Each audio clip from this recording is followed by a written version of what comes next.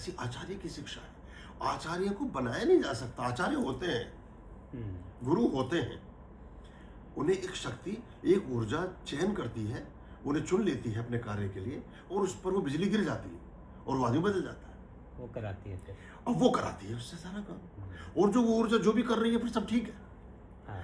वो अब बुद्ध धम्मपद में बोल रहे हैं, बुद्ध मतलब प्राली प्राकृत में बोल रहे हैं, धम्मपद जो उनकी शिक्षा है। महावीर भी प्राकृत और बाकी चीजों में बोल रहे हैं। उनका कोई उपदेश संस्कृत में नहीं है, उन्हें संस्कृत आती भी नहीं थी जी। लेकिन वो भी परमात्मा की वाणी है। क्या आप कहेंगे कि उनका ये हलंत और माँ और सकार और अकार और मकार और ये सब देखेंगे क्या आप?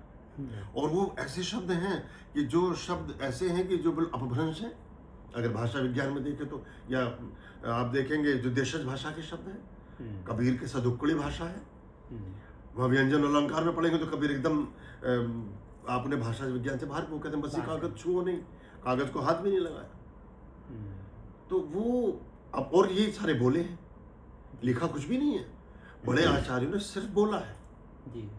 ओशो ने, जो आचार्य रजनीश महानतम प्रज्ञावान व्यक्ति हैं हमारे इस सदी के, उन्होंने एक भी किताब नहीं लिखी, पत्र लिखते थे बस। एक भी पुस्तक नहीं लिखी, 600 किताबें हैं उनकी। वो सारे ही, रामानुज हो या आदिशंकर हो, बुद्ध की इतनी चाहे अवेस्ता ही हो, चाहे बाइबल ही हो, लिखा कुछ भी नहीं गया, बोला गया है। और बोलता कौन है? वही फिर वाक से बात शुरू हो गई। बोलती सरस्वती है, जो प्रकाश की देवी है, विद्या की देवी और ज्ञान की देवी। तो जब कोई और ही बोल रहा है तो वो ही जाने क्या बोल रहा है। हाँ। और जो बोल रहा है ठीक ही बोल रहा है फिर वो। लेकिन जो सूक्ष्म लोग हैं वो ही नहीं सोचते, वो उसके बाकी हिज्जे में लगे हुए हैं। जो बहुत ज्यादा तुरपाई करने वाले लोग हैं वो कभी शायर और कवि नहीं हो सकते।